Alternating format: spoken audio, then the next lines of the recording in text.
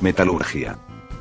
Trata del estudio y procedimientos para la obtención de los metales a partir de sus minerales, la preparación de aleaciones y la fabricación de objetos metálicos. La mayor parte de los metales no se obtiene en estado nativo, como el oro y la plata, sino que deben extraerse de minerales, donde se encuentren combinados con otras sustancias. Después es preciso tratarlos para obtener propiedades adecuadas, ya sea uniéndolos entre sí para formar aleaciones como el bronce, o mediante la introducción de impurezas, como en el caso del acero. Es aprovechable su maleabilidad, o ductilidad para formar con ellos láminas planas, o hilos delgados. También es posible someterlos a procesos de depósito electrolítico de otros materiales, que los protejan contra la oxidación. A continuación veremos el documental completo. Fuerza bruta. Metal forjado. Si combinamos estas dos fuerzas de los elementos, obtendremos como resultado la civilización. La propia estructura de nuestro mundo construido se ha forjado a partir de esos elementos básicos. La cadencia de nuestro progreso se encuentra en el ponderado sonido del martillo de herrero. Nuestros vertiginosos rascacielos, nuestros robustos puentes y los enormes transatlánticos, nuestros aviones y cohetes. No podemos escapar al poder y la necesidad del metal. Es la materia natural a la que hemos dado forma para levantar las más impresionantes estructuras realizadas por el hombre. Hemos llegado a un punto en la historia en el que el metal se ha infiltrado en todos los aspectos de nuestra vida. Es muy difícil eludir el hecho de que probablemente sea el material principal que utilizamos como extensión de nosotros mismos. Los metales tienen unas características que resultan ideales para casi todo aquello que hace que el mundo moderno sea moderno. Algunos conducen el calor o la electricidad. Otros se dejan convertir fácilmente en alambre. Algunos son resistentes a las resquebrajaduras y roturas. Muchos brillan o demuestran tener una fuerza impresionante al combinarse con otros elementos, y una buena parte de ellos admite que se les dé forma. El metal es un material muy resistente, un material al que tengo que engatusar, con el que tengo que luchar y con el que debo alcanzar compromisos para poder manipularlo, doblarlo a mi gusto para hacer lo que quiero hacer con él. Los metales están en todas partes, no solo en aquello que obviamente está hecho de metal, como los pilares de acero y las latas de aluminio. El calcio de nuestros dientes y nuestros huesos y el silicio del cristal también son metales cuando se encuentran en estado puro. Los metales constituyen los 2/3 de todos los elementos conocidos. Un elemento está formado por protones, neutrones y electrones que constituyen un átomo que no puede ser reducido a otras sustancias. Todos los elementos están catalogados en la tabla periódica, que enumera cada elemento en una escala ascendente, basándose en su número atómico o número de protones y electrones que constituyen sus átomos. En la tabla periódica se agrupan en filas. La última columna de la tabla periódica alberga los elementos nobles que son muy estables. Es como si el resto de los elementos quisieran ser como ellos. Pueden conseguirlo renunciando a un electrón o a más de uno, perdiendo electrones. Nuestra definición de los metales dice que son elementos agrupados sobre todo en la zona inestable de la tabla periódica. Son capaces de renunciar a un electrón para establecer enlaces con otros elementos. La clave de los metales es precisamente esa capacidad de establecer enlaces con otros elementos y compuestos con el fin de formar sustancias llamadas aleaciones, con propiedades completamente nuevas y únicas. Por ejemplo, el hierro se convierte en óxido ferroso u orín cuando forma enlaces con el oxígeno del aire. Como el oxígeno está presente en el medio que nos rodea, la mayoría de los metales no se encuentran en su forma metálica, en su forma pura. Los encontramos en forma de óxido, se han enlazado con el oxígeno. Los metales forman aleaciones con muchos otros elementos además del oxígeno. De hecho, las aleaciones suelen exhibir propiedades que las convierten en algo más que la simple suma de sus partes elementales.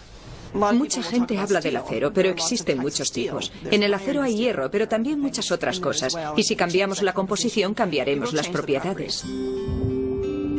Para nuestros antepasados, definir un metal resultaba más sencillo. Sabían que las piedras brillantes que solían agruparse en zonas concretas o que a veces aparecían sobre la tierra solían ser más duras que los guijarros, y que al golpearlas, en lugar de pulverizarse, se doblaban. Según los arqueólogos, a finales de la Edad de Piedra, hace más de 6.500 años, el primer metal manipulado por el hombre seguramente fue el cobre, ya que podía encontrarse en depósitos en cualquier lugar del mundo e incluso, a veces, aparecía fijado sin mucha fuerza en el suelo o en afloramientos. El cobre aparece en la naturaleza en lo que denominamos estado natural, es decir, sin formar aleaciones. Se combinará con los compuestos químicos que se hallen a su alrededor, que le darán un color azul fuerte o verde fuerte, lo cual hace que su identificación resulte muy sencilla. Cuando se encuentran en dicho estado natural es relativamente fácil formar objetos con él a golpe de martillo. Probablemente comenzaron a usarlo y a integrarlo en sus vidas. Seguramente el hecho de que fuese pesado les hizo pensar en utilizarlo como utensilio de algún tipo. Pronto aprendieron que en presencia del calor se hacía más maleable y podían darle forma. Creo que todo evolucionó a partir de ahí. El cobre, en un principio, se extraía con huesos y piedras para sacar la mena de metal. La mena es una amalgama de piedras y metal. Entonces fueron capaces de comenzar a excavar en el suelo y seguir las vetas de mena. Con el tiempo el hombre acabaría por rodear la piedra de fuego para luego apagarlo con agua fría, para hacer estallar la piedra y poder extraer el cobre presente en ella. Los pedazos de mena se reunían y fundían o calentaban hasta alcanzar la temperatura de fundición del metal, normalmente en un contenedor de cerámica resistente al calor. En el caso del cobre, que funde a una temperatura relativamente baja de 1083 grados centígrados, el proceso no era muy difícil. En la actualidad, los que trabajan el cobre siguen más o menos el mismo procedimiento. Lo que estamos haciendo es verter la pasta. Tenemos moldes con carbono. Tradicionalmente se habría usado petróleo quemándolo para crear carbono en los moldes para que el metal fluya una vez fundido y pueda verterse en los moldes. Una vez fundido, al cobre se le puede dar forma de herramienta o de adorno.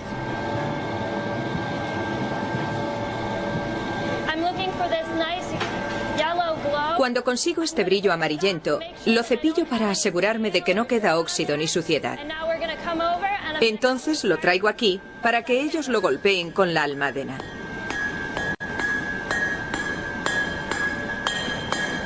Alto. Queremos conseguir un espesor firme en todo el tocho para hacer la chapa. Adelante.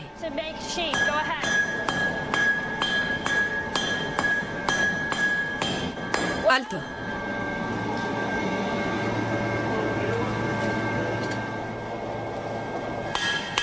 El martilleo continuado aplasta y endurece el cobre, ya que comprime los átomos de cobre en una configuración más densa.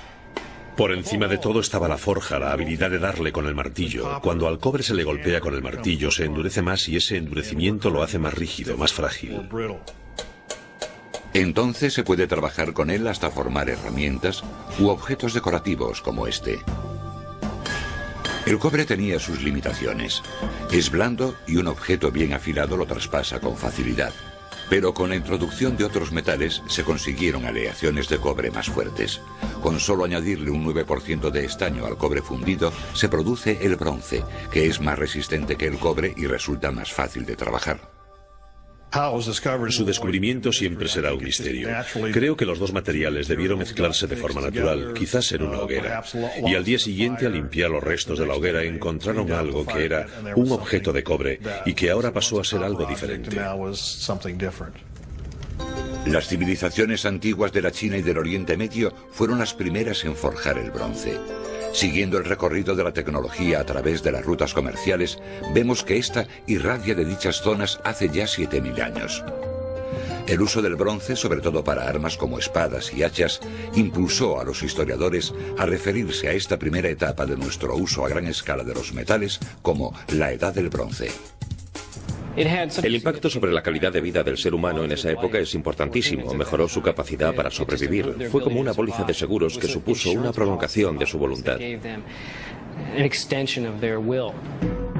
En la actualidad, el cobre y el bronce se siguen usando en decoración y en joyería. Debido a que el cobre es dúctil o puede convertirse en alambre y es conductor, resulta ideal para la creación de cables eléctricos. La dureza del bronce lo convierte en perfecto para hacer cojinetes, piñones, arandelas y otras importantes piezas de maquinaria. Pero la edad en la que el bronce dominaba la forja de metales terminó cuando un elemento mejor y más abundante lo suplantó. Dicho metal era el hierro. El hierro es el material sobre el que se apoya nuestra civilización. Su edad comenzó hace aproximadamente 2500 años en Europa, Asia y África, periodo durante el que suplantó al bronce. La adquisición del bronce y sobre todo del estaño, que no siempre se hallaban en zonas próximas, se fue haciendo más difícil a medida que su valor aumentaba. Por entonces la gente dependía bastante del bronce, material que mejoraba sus vidas. Cuando su uso se vio interrumpido al no poder conseguir el valioso estaño para hacer el bronce, recurrieron al hierro. Aunque el hierro era más blando que el bronce, también era más abundante. Es el cuarto elemento más abundante de la Tierra. Una de las primeras fuentes de hierro era extraterrestre, los meteoritos que habían penetrado en la atmósfera terrestre, lo cual proporcionaba un aura sobrenatural al metal. Los primeros hombres debieron observar los meteoritos en el cielo, luego hallaron el metal en la Tierra y sumaron 2 y 2. Los egipcios tenían un vocablo, bon-e-pet, que significaba hierro del cielo, y los asirios, los hebreos, por ejemplo, también tenían vocablos en su vocabulario para designar lo mismo. El hierro fue tan importante para el progreso humano que se convertiría en el metal de construcción más importante durante casi 2 milenios. El hombre trabajaba el hierro en la herrería, un lugar de ardiente y casi mística transformación, donde las piedras de apariencia inútil se convertían en herramientas vitales. El hecho de que utilizasen el fuego y de ser capaces de dominarlo seguramente los llevaba a una categoría religiosa. Aquella tradición sobrevive aún en los talleres especializados y los programas educativos, como el programa de metalistería de la Universidad del Sur de Illinois. Parte del equipo es moderno, pero los métodos y los materiales utilizados se remontan a hace miles de años. En esta pila tengo mineral de hierro, en forma de piedra, y aquí tengo piedra caliza. Básicamente se trata de gravilla, como la que se usa para hacer caminos. Aplastaremos el mineral de hierro y después lo pondremos en el crisol. Después toca aplastarlo. El proceso es muy sencillo. Esto acaba en nuestro crisol.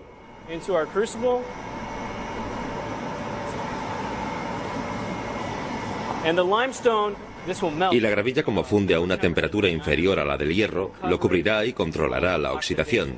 Por eso reducimos el material a unos nódulos pequeños. La caliza se llama castina o fundente, sustancia que actúa como un sello, protegiendo el metal de la oxidación cuando se funde. El crisol de cerámica resistente al calor se deposita entonces en el horno. Los hornos de gas aceleran un proceso que en la antigüedad habría durado unas 12 horas. En menos de 2, el material, a unos 1482 grados centígrados, se escapa del crisol al subir.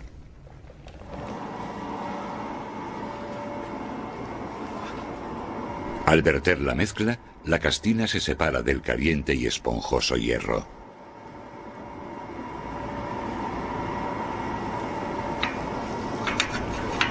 Después cogemos la masa esponjosa y la golpeamos hasta darle una forma fácil de reconocer, forma que suele adoptar el hierro. Acaba en esto. Pero esta es solo la mitad del camino en la transformación del metal. El siguiente paso para los antiguos herreros sería el de convertir estos trozos de hierro forjado en algo útil, utilizando herramientas antiguas y tradicionales. El fuelle para incrementar el flujo de oxígeno y elevar la temperatura del fuego. El yunque, superficie sobre la que situar el metal. Y el martillo con el que golpearlo. Esto es lo que se denomina tocho. Son piezas independientes de hierro que se juntarán y en el fuego quedarán fundidas con un soldeo por forja. Al golpearlas ligeramente, las moléculas de los dos comienzan a encajar. Seguimos forjándolo un poco más hasta que acaba siendo una sola pieza en lugar de varias. Si se alcanza la temperatura adecuada, caracterizada por un brillo amarillo y homogéneo, el tocho se soldará aún más fácilmente al martillearlo. Si nos pasamos, puede separarse. Este óxido se forma a altas temperaturas. Al cepillarlo, consigo una superficie más limpia. Una vez cepillada la superficie, el herrero rocía el tocho con bórax. El bórax también funciona como castina, formando un sello vítreo sobre el tocho de hierro caliente y evitando que se oxide más. El suave martilleo da forma al metal, en este caso la de un hacha. Esta herramienta se llama mandril. El mandril abre un agujero y le da la forma que tenga el propio mandril. Al introducirlo aquí, lo va abriendo poco a poco y le va dando forma y tamaño al agujero. Unos cuantos golpes más y listo. En el interior del supuestamente reino sobrenatural del herrero ha pasado de ser una piedra aplastada a una herramienta útil.